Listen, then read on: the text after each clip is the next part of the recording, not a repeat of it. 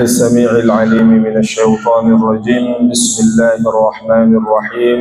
أحييكم بتحية الإسلام. السلام عليكم ورحمة الله وبركاته. وعليكم السلام ورحمة الله وبركاته. الحمد لله الحمد لله الذي ألف بين قلوبنا فأصبحنا بنعمته إخوانا. أشهد أن لا إله إلا الله وحده لا شريك له، وأشهد أن محمدا عبده ورسوله لا نبي بعده.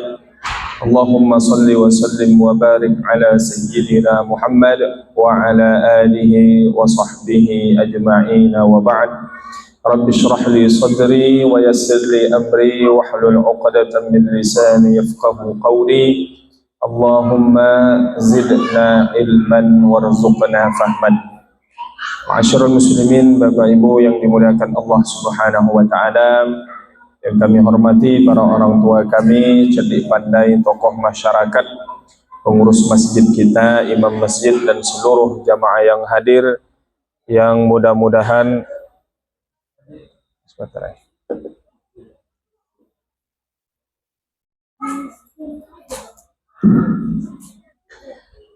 dan seluruh jamaah yang hadir, yang mudah-mudahan senantiasa berada dalam hidayah petunjuknya Allah Subhanahu wa ta'ala. Amin ya rabbal alamin. Bapak Ibu yang dimuliakan Allah, melanjutkan kajian kita pada pembahasan fikih. Yang kita bahas adalah kitab At-Taqrirat As-Sadidah. Kita sudah sampai pembahasan tentang di antara jenis air yang ketiga, al-ma'u an-najisu au al-mutanajjis, air yang bercampur dengan najis. Nah, bagaimana keadaan atau kondisi air seperti ini? Maka disebutkan huwa alladhi najusa liwuqu'in najasati fihi. Air yang bernajis ini maknanya air yang kejatuhan kepadanya atau bercampurnya air itu dengan sesuatu yang najis, maka air itu menjadi air mutanajjis. Nah, bagaimana keadaannya atau gambarannya? Maka dijelaskan lebih detail lagi. Halatu wuqu'in najasati fil ma'i, keadaan atau kondisi ya bercampurnya atau jatuhnya air najis ini kepada air, atau najis yang menimpa daripada air. Yang pertama, idza kana al-ma'u qalilan dunal qullataini. Kondisi yang pertama, kalau airnya itu sedikit lalu terkena najis. Air yang sedikit maknanya apa? Dunal qullataini, kurang daripada dua kullah. Dua kullah ini kalau hitung-hitungannya kurang lebih 200 liter ya. Jadi kurang dari 200 liter. Bagaimana keadaannya? Yatanajjasu mutlaqan bimujarradi wuqu'in najasati fihi wa illam yataghayyar. Maka secara mutlak sudah dipastikan air itu namanya air mutanajis, bercampur dengan najis, meskipun air itu tidak ada perubahannya. Jadi kalau berbicara air ini, perubahan ada pada tiga. Perubahan pada air, warnanya, rasa, dan baunya. Tak ada yang berubah pada air itu. Jumlahnya sedikit lalu terkena najis, maka tetap secara mutlak, secara otomatis air itu menjadi air mutanajis. Artinya tak bisalah air itu dipakai untuk bersuci. Yang kedua, idza kana al-ma'u katsiran kullataini fa aktsar. Kedua, kalau air itu banyak, lebih dari 2 kullah lalu terkena najis, fala yatanajjasu illa idza taghayyara launuhu aw ta'muhu aw rihuhu walau taghayyuran yasiran. Airnya banyak, lebih dari 2 kullah, entah 3 kullah, 4 kullah, terkena najis ya, maka air air itu tidak dikatakan atau dia bukanlah air mutanajjis, kecuali apa? Kalau terjadi perubahan. Jadi yang pertama tadi, kalau kurang dari 2 kullah Walaupun tidak ada perubahan pada air itu, warna, bau maupun rasanya, secara otomatis tetap dia menjadi air mutanah najis. Punya kita air di ember di dalam kamar mandi kita, masuk kucing, kencing dia dalam ember tersebut, tak berubah memang warna air itu, bau maupun rasanya, tapi tetap secara mutlak dia mutanajis. Kita punya penampungan air lebih dari 2 kula terkena najis, tidak ada perubahannya, maka tetap air itu boleh dipakai untuk bersuci. Tapi kalau terjadi perubahan, walaupun jumlahnya banyak, berubah warnanya ataupun baunya ataupun rasanya, artinya tidak mesti ketiga-tiganya ini terjadi perubahan, salah satu saja sudah dikategorikan dia air mutanajis. Walaupun perubahannya hanya sedikit. Airnya pertamanya warnanya bening seperti ini, berubah agak sedikit kuning walaupun sedikit. Nah, itu walaupun jumlahnya banyak, maka tetap tergolong air mutanajis. Kemudian ya terjadilah beberapa permasalahan di sini, ya. Di sini disebutkan kurang lebih 2 kula itu 217 liter, ya. 217 litran takriban.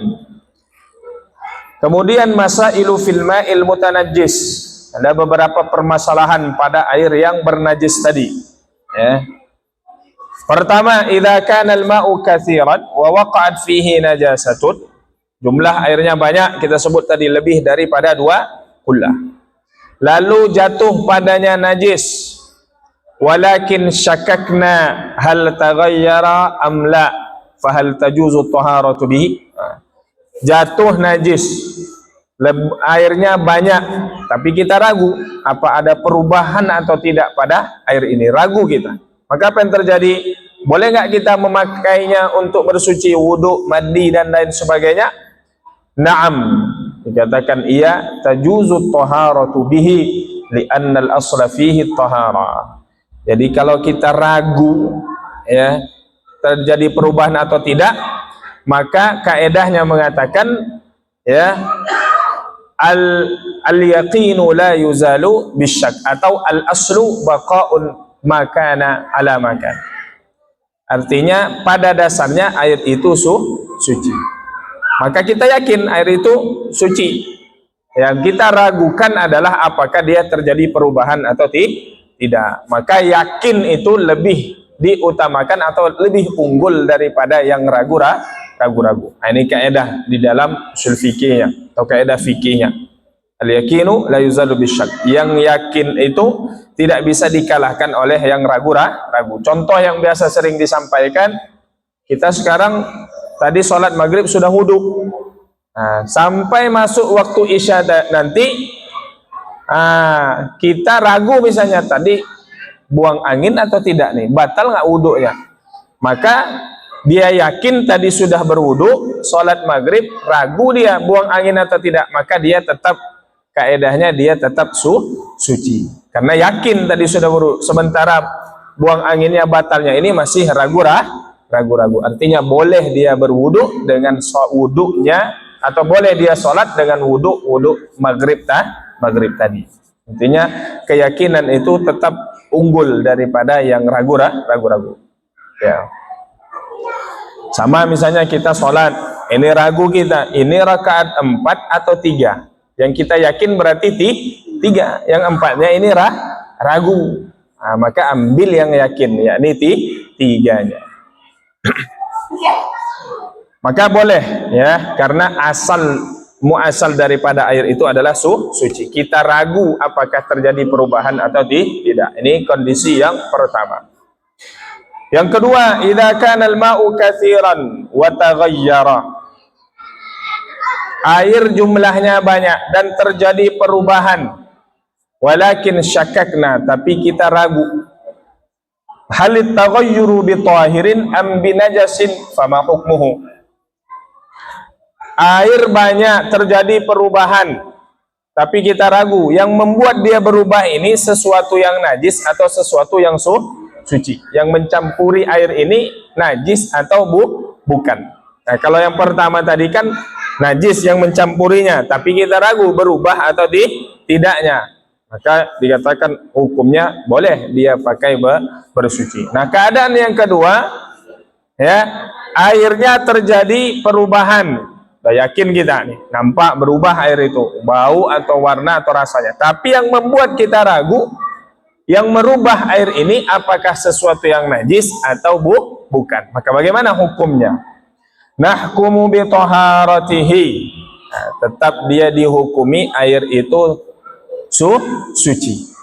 Kenapa? Li'annal asla fil ma'i at-taharah. Karena asal daripada air itu adalah suci. Ya, hampir sama lah dengan yang tadi juga. Kembali kepada asalnya, bahwa air itu suci. Jadi ragu kita ini, yang mencampurinya najis atau tidak, berarti masih ragu-ragu. Maka kembali kepada asalnya, air itu asalnya suci. Nah, ini keadaan yang kedua. Yang ketiga, idza kana al-ma'u katsiran wa taghayyara bi najasin. Airnya banyak kemudian berubah, dan yang merubah air itu adalah najis. Tsumma ba'da fatratin syakakna. Kemudian setelah beberapa waktu setelah itu kita ragu, hal zalat taghayyuru am la, famal hukmu. Kita ragu misalnya, ya kemarin lah air ini jumlahnya banyak, kemudian berubah karena najis, tapi kita diamkan saja. Lalu kemudian muncul keraguan dalam diri kita, ini air sudah hilang belum pengaruh najis itu? Kemarin warnanya berubah, kemudian kita ragu, ini bagaimana airnya, apa sudah kembali normal atau tidak? Nah, maka kita ragu, apa hukumnya kalian tersebut? Nahkumu binajasatihi. Kita hukumi air itu najis. Kenapa? Li'annana tahaqqaqna najasah. Karena sebelumnya kita sudah yakin dia ini bercampur dengan najis. Jadi lagi-lagi yang diambil adalah yang kita yakin. Karena sebelumnya kita sudah yakin air ini banyak tapi berubah karena najis. Lalu kemudian selang beberapa waktu, entah seminggu misalnya, setelah itu kita ragu-ragu. Itu jangan-jangan sudah berubah air itu kembali normal. Artinya mungkin najisnya itu menguap atau lain sebagainya. Nah, kita ragu, maka apa hukumnya? Air itu tetap dihukumi najis karena kita sudah meyakininya atau kita yakin bahwa sebelumnya dia sudah bercampur dengan najis. Nah, ini tiga keadaan, tiga kondisi. Ya, dua darinya dihukumi suci dan satunya dihukumi najis. Mana tadi yang dihukumi suci? Kalau jumlahnya banyak, kemudian ada najis yang mencampuri air tersebut, kita ragu ada perubahan atau tidak, maka tetap dihukumi dia itu airnya bersih. Maknanya mungkin kita tidak tahu airnya, misalnya apa warna air ini sebelumnya, gitu. Kita tidak tahu. Nah, ternyata ketika kita lihat bercampur dengan najis, dan kemudian warna airnya kita tidak mengetahui sebelumnya, kita ragu, ini berubah nggak warna airnya nih ya? Nah, maka tetap dihitung dia tahir, boleh dipakai. Keadaan kedua tadi, airnya banyak kemudian berubah, ya, tapi kita ragu apakah yang merubah air itu najis atau bukan, maka tetap boleh dipakai bersuci. Yang ketiga, airnya banyak kemudian berubah karena najis, setelah beberapa waktu kita muncul keraguan dalam diri kita, ya ini airnya sudah berubah lagi kepada asal muasalnya atau bagaimana, maka tetap dihukumi najis walaupun air itu sudah berubah. Intinya karena asalnya kemarin dia sudah bernajis. Nah, ini Bapak Ibu yang dirahmati Allah Subhanahu wa taala. Kemudian permasalahan selanjutnya, al-ma'fuwatu minan najasati fil ma'i. Ada beberapa najis yang ma'fu anhu, artinya dimaafkan kalau najis ini bercampur dengan air. Yu'fa fil ma'i wal ma'i'i. Dia dimaafkan najis ini kalau bercampur dengan air atau dengan benda cair, ya. Anin najasati allati la yudrikuha at-tarfu. Kalau najisnya itu tak bisa terdeteksi oleh mata kita. Ada memang najis yang masuk, tapi jumlahnya sedikit, tak bisa kita mendeteksinya. Ya. Wal mayyitati allati la dama laha sailun. Kemudian kalau yang mencampuri air itu adalah bangkai, tapi bangkainya ini yang tidak ada darahnya yang mengalir. Ada hewan, kalau kita apa bahasa kita? Ya kita pisahkanlah kepala dengan badannya, atau kita apa maknanya? Ya kita bunuh hewan itu, ya kita pisahkan anggota tubuhnya misalnya, tidak ada air darah yang mengalir. Nah, maka ini yang termasuk bangkai yang dimaafkan. Wa hiya allati idza syuqqa minha udwun lam yasil damuha. Dia hewan yang kalau dipisahkan anggota tubuhnya, kalau bahasa ekstrimnya di apa mutilasi, ya. Nah, hewan yang kita pisahkan mungkin, nah, tapi tidak ada darah yang mengalir, tidak mengalir darahnya itu, ya, sedikit. Kadzubab, berikan contoh di sini seperti lalat. Nah, lalat dibuka, dibedah bahasa kita pun, dibedah lalat itu tak akan ada darah yang mengalirnya. Bisyarta ini, tapi ada dengan dua syarat. Artinya kalau lalat tadi masuk, bangkai lalat masuk ke air, maka air itu tetap dihukumi suci dia. Ya. Dengan dua syarat, diantaranya pertama alla yakuna bi fi'lihi. Pertama, lalat misalnya yang jatuh ke air, bangkai lalat yang jatuh ke air itu bukan karena perbuatan dia. Bukan dia yang sengaja menyemplungkannya. Tapi mungkin lalat itu mati kemudian jatuh secara sendirinya. Ya. Atau dia lalat jatuh ke air tak bisa naik lagi, mati dia. Nah, maka yang seperti itu tetap airnya terhitung sebagai air yang suci. Tapi kalau dia yang menyemplungkannya sendiri, sengaja dia, maka tidak, berarti termasuk air itu menjadi tidak ma'fu anhu lagi, tidak dimaafkan. Yang kedua, wa an la tughayyira ma waqa'at fihi. Kemudian syarat berikutnya, ya, kalau tidak merubah air yang dijatuhi tersebut walaupun jumlahnya tadi, kalaupun jumlahnya sedikit tapi tidak berubah, maka tetap dia dihitung tidak najis.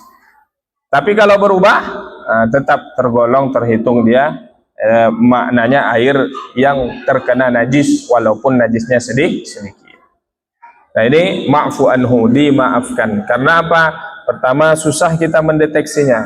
Kedua, ketika kena bangkai, bangkainya itu adalah bangkai hewan yang tidak ada darahnya yang mengalir. Sebutkan contohnya adalah bangkai lalat di sini yang jatuh kepada air kita. Bahkan dalam suatu hadis riwayat yang masyhur, ya, bagaimana ketika ada lalat jatuh ke minuman kita, kata Nabi apa?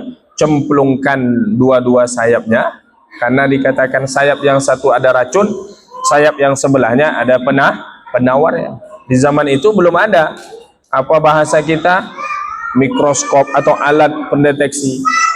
Tapi itu tentu ilmu yang Allah ajarkan kepada Nabi Muhammad sallallahu alaihi wasallam. Cemplungkan dua-duanya, buang lalatnya, masih boleh diminum airnya.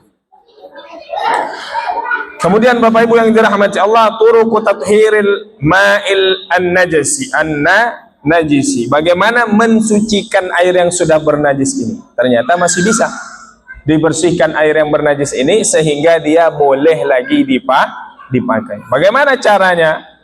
Bisalasi turuqin. Ada 3 caranya untuk membersihkan air yang bercampur dengan najis ini. Pertama, ayyatuhura binafsihi.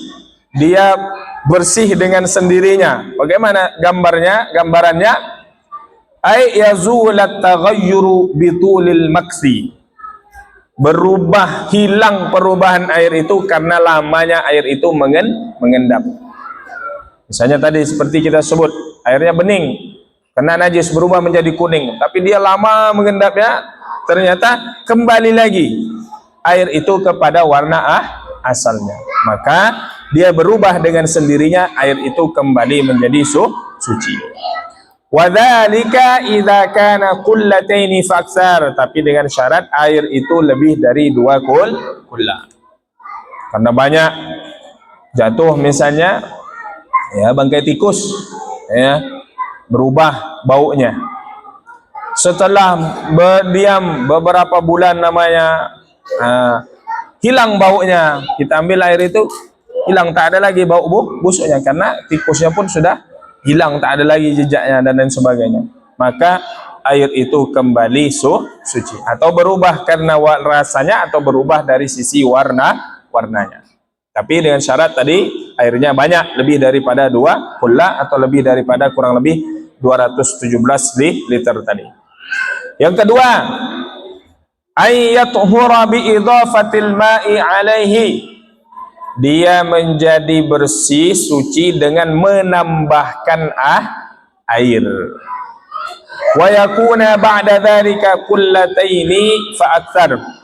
Pertama airnya sedikit dicampur dengan air yang banyak sehingga sedikit tadi menjadi banyak, menjadi jumlahnya 2 kullah atau lebih.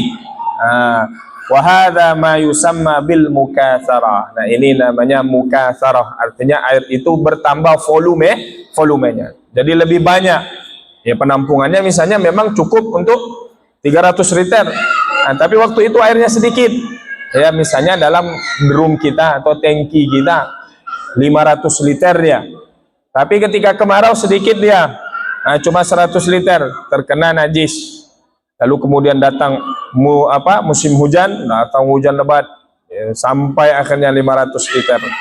Hilang daripada perubahan yang tadi, nah, maka air itu menjadi suci. Wala yatuhuru bi idhafati najasin alaihi kabaudin. Tapi dia tidak suci kalau yang menambahnya air itu menjadi banyak, menjadi 2 kullah, kalau yang menambahnya itu juga bercampur dengan najis. Artinya tidak bisa. Najis terkena najis, dia bertambah najis. Artinya yang bisa menghilangkan najis itu air yang suci. Jadi ini cara yang kedua. Artinya jumlah air itu menjadi lebih banyak, yang kurang dari 2 kullah menjadi 2 kullah atau lebih, maka air itu menjadi suci. Kemudian yang ketiga, ayyatuhura binuqsanil ma'i. Ketiga, dia menjadi suci dengan berkurangnya volume air tadi. Menguap bahasa kita. Ya. Bagaimana gambarannya? Bisyartin alla yanqusal baqi an qullataini. Misalnya air tadi kan berubah nih. Kita punya 300 liter air terkena najis, berubah. Tapi kemudian mengendap atau dalam kurun waktu yang lama, kemudian menguap sebagian airnya, hilang daripada perubahan yang tadi. Maka airnya menjadi suci dengan syarat air itu tidak kurang dari 2 kullah. Tadi 300 liter misalnya, kita berkurang cuman ya 10 liter atau 20 liternya. Hilang daripada perubahan tadi, maka air itu menjadi suci. Nah, ini 3 keadaan Bapak Ibu yang dirahmati Allah Subhanahu wa taala. Air yang bernajis dengan jumlah yang banyak. Nah, ini jadi semua ketiga-tiganya ini jumlahnya banyak. Artinya kalau sedikit seperti ini, kurang dari 2 kullah tak bisa dibersihkan. Ya. Kecuali dengan yang kedua tadi, kecuali dia ditambahkan atau dengan al-mukatsarah. Jadi 2 syaratnya dia banyak, 1 sedikit tapi ditambahkan dengan air yang banyak, maka dia bisa menjadi air yang suci. Nah, inilah disebut dengan tadi al-mukatsarah. Nah, ini keadaan ataupun pembahasan tentang bagaimana membersihkan, mensucikan air yang sudah bercampur dengan najis. Pertama, dia suci dengan sendirinya, hilang perubahan tadi, perubahan dari sisi warna, bau dan rasanya, ya, dengan dia karena berdiamnya diendapkan dalam waktu yang lama, ya, dengan syarat kalau airnya itu lebih daripada 2 kullah tadi. Nah, kemudian Bapak Ibu yang dirahmati Allah, masailu fil ma'i, ada lagi beberapa permasalahan berkaitan dengan air ini. Ada 4 disebutkan. Yang pertama, lana ghuslun wajibun aw wudu'un wajibun. Kita ini ada mandi wajibnya, ada juga wudu wajib. Nah, mandi wajib ya ketika kita memang mandinya itu untuk menghilangkan hadas besar. Wudu wajibnya untuk menghilangkan hadas kecil ketika akan sholat. Wa ma'uhuma ghairu musta'malin ma suratu dzalika. Jadi kita ini ada mandi wajibnya, ada wudu wajibnya. Lalu kemudian ya, air daripada bekas mandi atau sisa dari mandi dan wudu tadi tidak dikategorikan air musta'mal. Artinya boleh dipakai. Nah, bagaimana keadaan gambarannya? Nah, gambarannya adalah kan secara umum kalau kita mandi wajib, bekas air itu terkena kepada masuk kepada ember atau bejana yang kurang daripada 2 kula, ya, maka kemudian air itu menjadi air musta'mal, tak bisa lagi dipakai. Tapi ada yang kita gambarannya kita mandi, kemudian mandi wajib atau mandi besar, kemudian wudu, tapi airnya tidak musta'mal. Bagaimana itu? Nah, gambarannya pertama, idza nadhara ghuslan masnunan ka ghuslil jum'ati aw tajdidil wudu. Jadi Bapak Ibu mungkin ada yang bertanya, Ustaz, kalau mandinya mandi sunnah, dia tidak ada junub, tidak berhadas besar. Dia mandi sunnah di hari Jumat, tapi niatnya tetap mandi besar, ya kan? Nah, tapi dia tidak dalam keadaan berhadas, maka airnya itu tidak dikategorikan sebagai air musta'mal, karena dia tidak dipakai untuk menghilangkan hadas besar, karena dia mandinya adalah mandi sunnah, bukan mandi wajib menghilangkan hadas besar. Atau kalau dia berwudu, wudunya juga bukan wudu menghilangkan hadas. Seperti contoh kita sekarang, sudah dalam keadaan berwudu, masuk waktu Isya, kita masih punya wudu, tapi kita berwudu lagi. Namanya tajdidul wudu, memperbaharui wudu, termasuk juga yang dianjurkan, disunnahkan.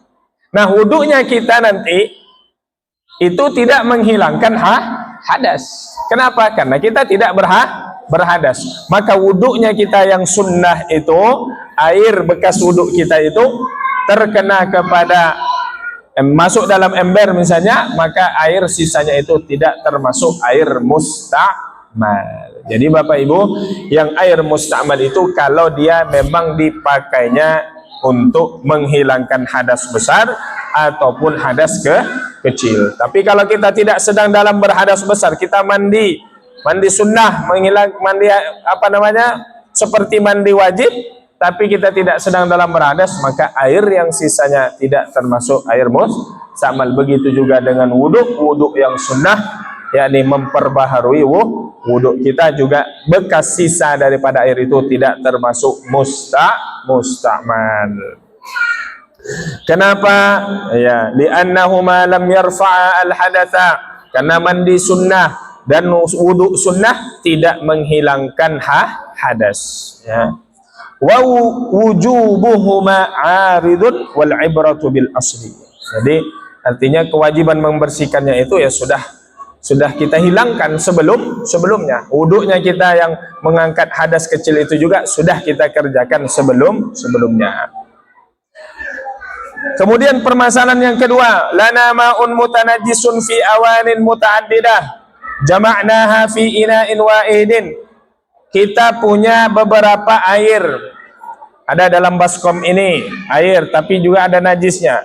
Dalam baskom ini ada air, juga ada najisnya, ya. Kemudian jama'naha fi ina'in wahidin, kita gabungkan tadi, ya, dalam satu tempat yang lebih besar. Fama hukmu hadzal ma, maka apa hukum air ini?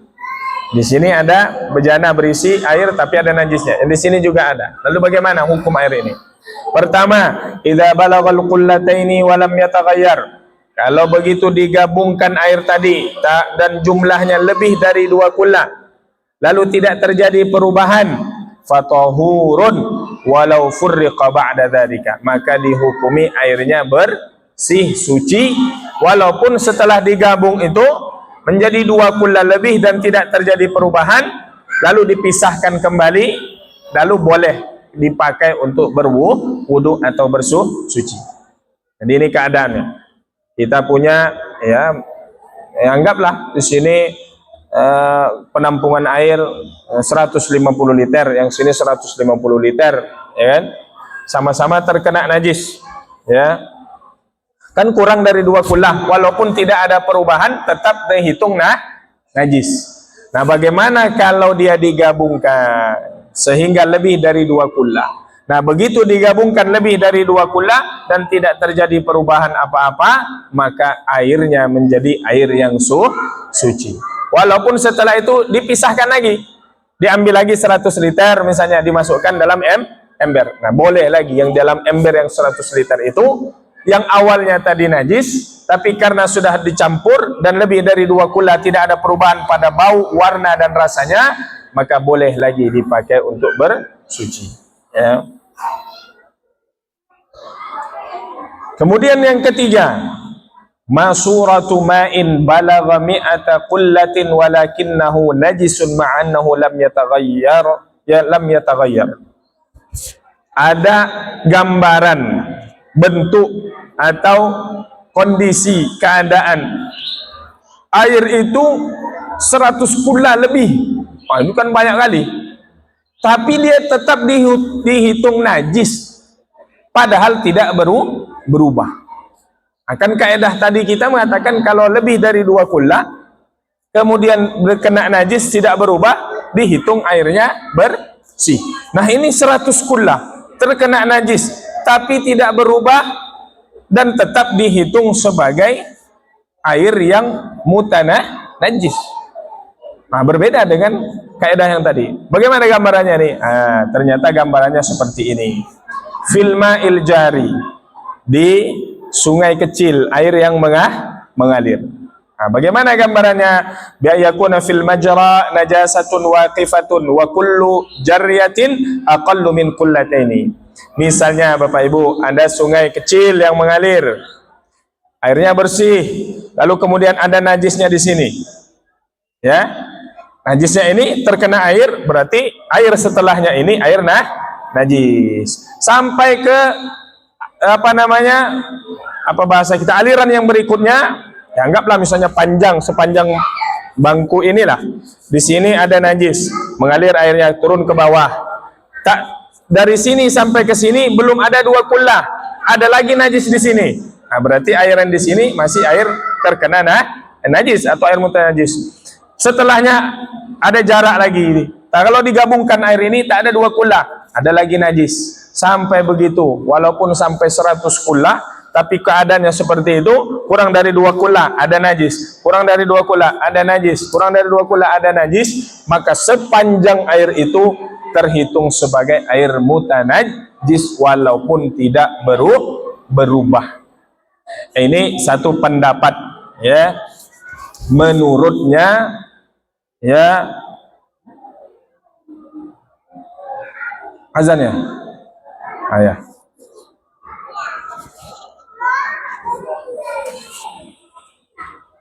Baik Bapak Ibu yang dirahmati Allah, menyempurnakan sedikit. Jadi itu tadi kita sebut air mengalir lebih dari 2 kullah, jumlahnya lebih dari 100 kullah bahkan. Tapi kalau setiap jarak antara satu najis dengan najis berikutnya itu kurang dari 2 kullah, maka setelahnya menjadi air bernajis lagi. Tapi ini pendapat yang berikutnya, yang kedua, dalam mazhab Syafi'i juga menyebutkan air selagi dia mengalir dan ada bercampur dengan najis tapi tidak berubah air tersebut, maka dihukumi sebagai air yang suci. Jadi 2 pendapat memang dalam internal mazhab Syafi'i sendiri. Keadaan yang keempat, masuratu ma'aini yasihhu tatahhuru bihima infiradan la ijtima'an. Apa gambaran dua air yang boleh dipakai bersuci salah satunya, tapi kalau digabung menjadi tidak bisa dipakai. Ya, tadi kan yang sama-sama bernajis kalau digabung, kemudian dia menjadi tidak berubah dan lebih dari 2 kula menjadi suci walaupun awalnya bernajis. Nah, ini ada gambaran dua air yang kemudian boleh dipakai salah satunya, tapi kalau digabungkan tidak bisa. Atau kalau menyendiri dia bisa dipakai, tapi ketika dicampur tak bisa. Gambarannya, idza turiha ma'un tahurun mutaghayyirun bima fi maqarrihi aw mamarrihi. Kalau misalnya dilempar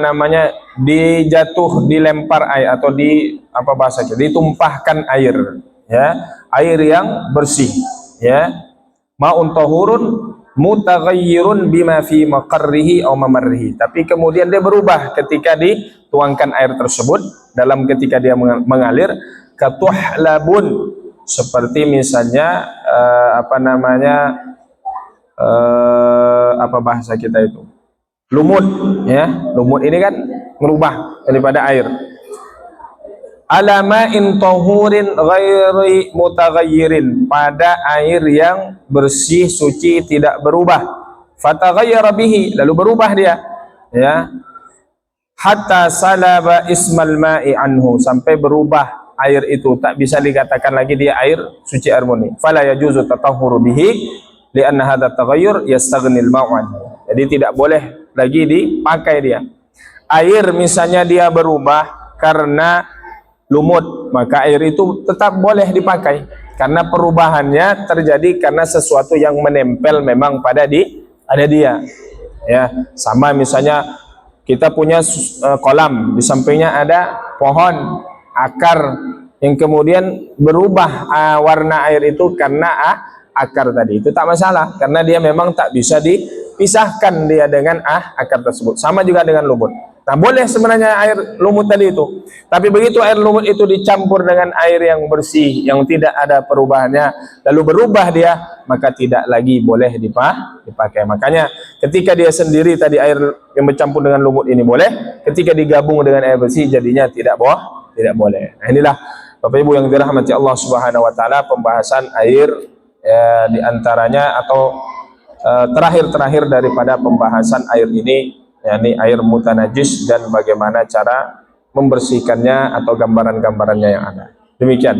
Wallahu alam. Silakan Bapak Ibu, barangkali ada pertanyaan. Ya, silakan Ustaz. Pertanyaan, air kita ada di ember, satu ember di rumah atau di kamar mandi, kena najis, anggaplah cecek atau tai cicak. Kemudian kita buka kerannya ini kan dari sumber, anggaplah dari toren gede itu.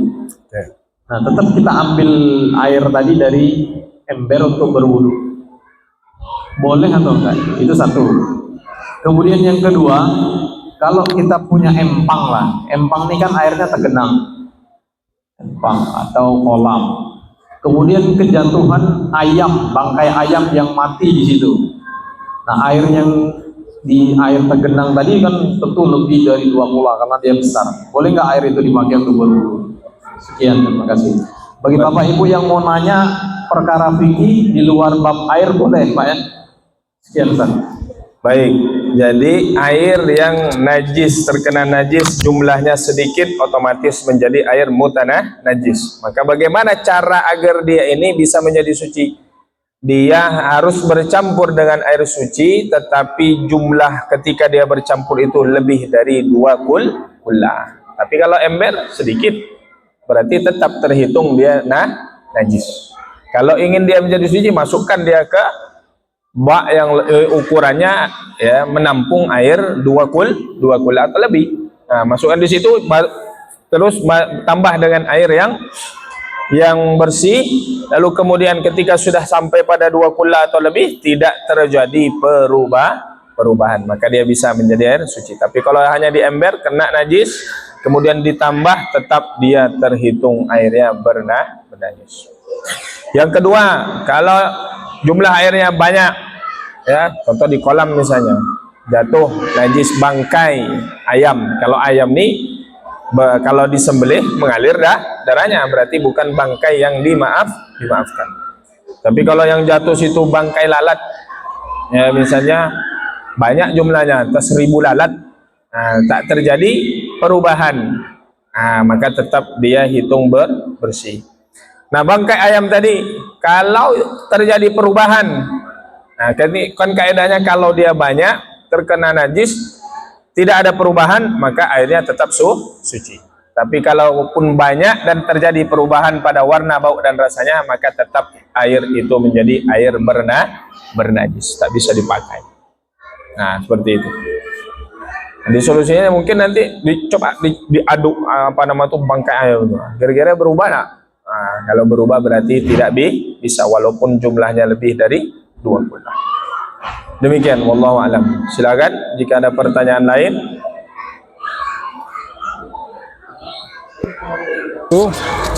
Mati.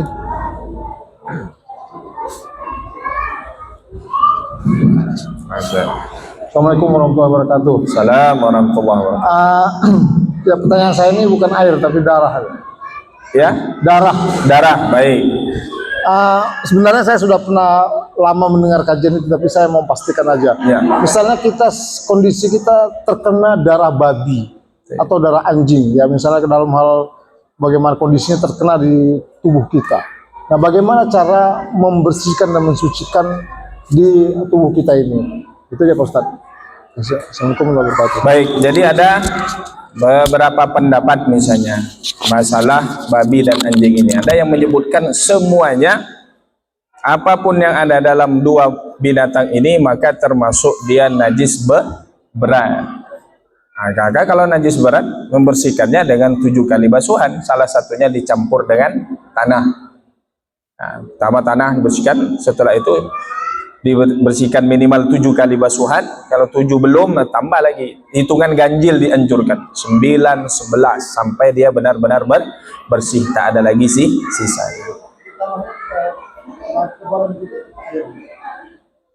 Ke tempat najis itu, misalnya najis di sini nih, gosokkan. Karena di antara cara ataupun tanah itu bisa menghilangkan baunya. Itu ya, karena zaman dulu belum ada seperti zaman sekarang ini. Tapi tetap kita mengikuti kaedahnya yang ada, tetap menggunakan tanah. Walaupun misalnya dengan sabun, kemudian pembersih lainnya bisa hilang, tak berbekas. Tapi tetap mengikuti kaedah fikihnya. Ya, salah satunya dicampur dengan tanah. Nanti terjadi khilaf yang mana basuhan yang mana. Tapi baiknya kan biasanya yang pertama lah. Atau basuhan pertama disiram dulu dengan air, baru kemudian diambil tanah, digosok-gosokkan pada itu, baru dicuci sebersih-bersihnya. Demikian, Allahu a'lam. Itu kalau yang menghitung nantinya seluruh apa yang ada di dua ini najis berat. Kalau dia nganggap yang berat itu misalnya pada anjing misalnya hanya air liurnya saja, berarti kalau darah ini tak termasuk najis berat. Maka kalau najis sedang, cara membersihkannya cukup bersihkan dengan air sampai bersih, tak ada lagi bekasnya, tak ada lagi baunya. Untuk kita yang mana? Untuk lebih hati-hatinya, dia pakai campur salah satunya dengan tanah. Kan tak berat lah istilahnya, ya kan? Demikian, wallahu a'lam. Ya, silakan Pak. Air Sungai Siak, ya selagi dia tidak terjadi perubahannya bukan yang menimpanya itu bukan karena najis, maka tetap terhitung dia air bersih.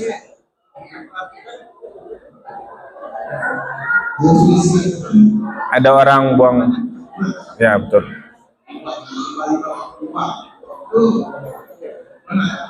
Ya, kalau misalnya kita bisa merasakannya, misalnya selama ini kita pakai, terus beberapa lama kemudian kita pakai lagi, kok udah berubah nih baunya, berarti sudah tercampur, ya.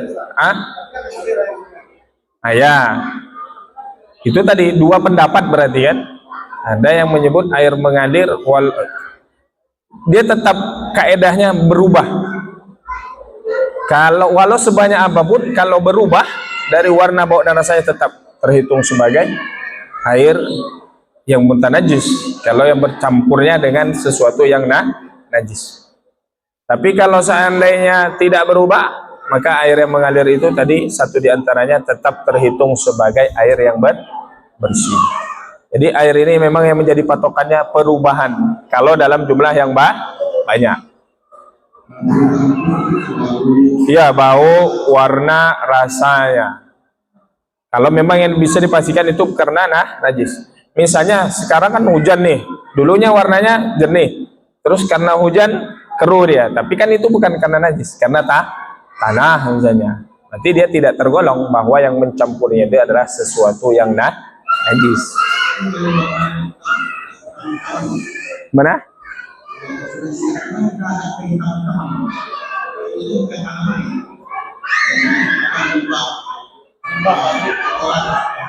Ya itu maknanya kita tadi di sini masuk ragu kita. Nah, yang merubahnya itu apakah najis atau bukan. Kalau ragu berarti kita tetap yakin air itu asal muasalnya adalah suci. Nah, tadi ada disebutkan. Kita ragu yang mencampurinya ini, yang merubah dia ini najis atau bukan. Misalnya limbah ini kan tak semuanya najis ya. Tak semuanya juga najis misalnya. Sisa-sisa dari pabrik itu kan ada juga yang bukan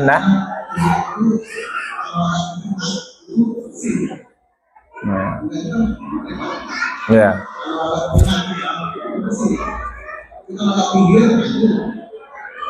Nah, ya dah, berarti bisa kita bisa dibedakan ya, dipastikan saja maknanya ya. Selagi kita ragu yang merubahnya, walaupun di pinggir itu yang merubahnya ini najis atau bukan, maka tetap dihitung dia air suci. Kecuali kita memang sudah memastikan bahwa yang merubahnya ini adalah najis. Nah, dalam ruang lingkup yang sedikit misalnya jelas di situ ada kotoran, ya udah berarti itu yang merubahnya. Selagi kita tidak bisa memastikannya, selagi masih ragu, maka tetap dia dihitung airnya suci. Ya, baik, demikian Bapak Ibu yang dirahmati Allah Subhanahu wa taala. Ini saja dapat kita sampaikan pada malam hari ini. Ihdinas siratal mustaqim. Allahumma ja'alna minal ladzina yastami'una al-qawla fayattabi'una ahsana. Rabbana atina fid dunya hasanah wa fil akhirati hasanah wa qina adzabannar. Wa shallallahu ala sayyidina Muhammad wa ala alihi washabihi ajma'in. Walhamdulillahi rabbil alamin. Subhanakallahumma wa bihamdika asyhadu an la ilaha illa anta astaghfiruka wa atubu ilaik. Wassalamu alaikum warahmatullahi wabarakatuh.